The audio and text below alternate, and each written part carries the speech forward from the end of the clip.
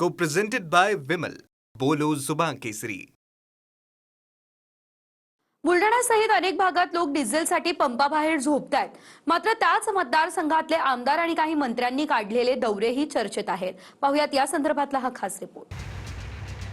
कोणत्याही सामूहिक वा सामाजिक समस्येवेळी आम्ही सदैव तुमच्या सोबत राहू अशी आश्वासनं निवडणुकीवेळी दिली जातात. सध्या राज्यामध्ये अनेक ठिकाणी इंधनाचा तुटवडा आहे. खास करून बुलढाण्यामधल्या टंचाईच्या बातम्या राष्ट्रीय वृत्तवाहिन्यांवर देखील दिसतायत. मात्र बुलढाण्यामधल्या चिखलीच्या भाजप आमदार श्वेता महाले, मंत्री पंकजा मुंडे आणि मंत्री माधुरी मिसाळ यांचे पर्यटनाचे व्हिडिओ समोर आले आहेत. मतदारसंघामध्ये रात्रभर शेतकरी, वाहन चालक, छोटे मोठे व्यावसायिक डिझेल पेट्रोलसाठी रात्रभर रांगा लावतायत. पंपावर पोलीस बंदोबस्ताची वेळ आलेली असताना लोकप्रतिनिधी मात्र सुट्ट्यांचा आनंद घेत असल्याची टीका सोशल मीडियामध्ये होऊ लागली आहे.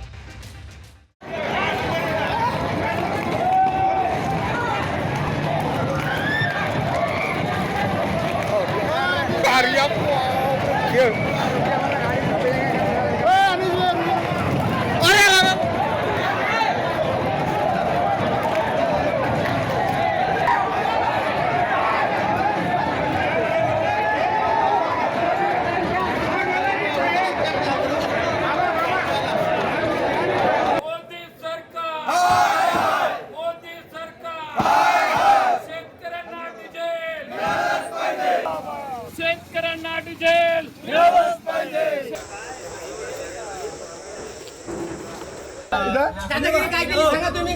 दादागिरी काय केली.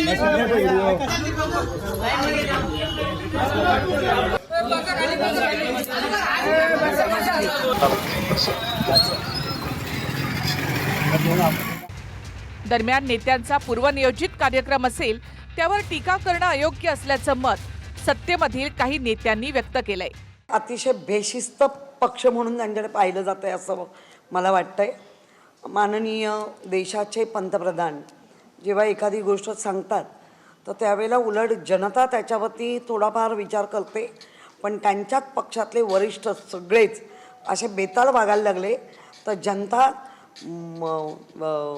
माननीय पंतप्रधानांच्या विचाराला हरताळ फासल्याशिवाय राहणार नाही. कारण तुमचे पदाधिकारी जर असे बेशिस्त वागत असतील, देशावर संपूर्ण जागतिक संकट आहे, त्याला जर अशा पद्धतीने हे वागणार असतील तर लोकांसांगे ब्रह्मज्ञान आणि आपण कोरडं पाषाण असं म्हणावं लागेल. त्यांनी कुठेही लवाजमा नेलेला नाही, गर्दी नाही आहे.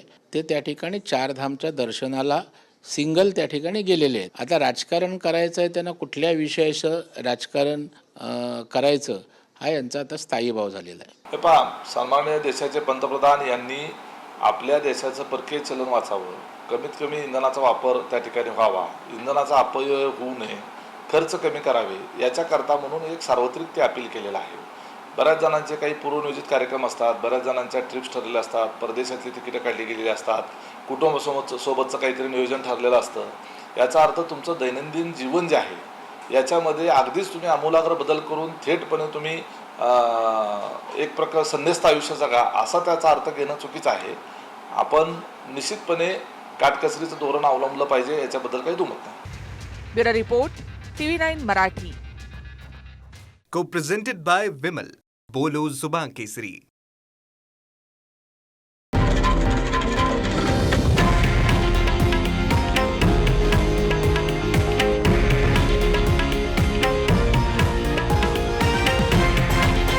हे आहे देशातील नंबर 1 न्यूज नेटवर्क आणि आपण पाहत आहात TV9 मराठी, एकमेव.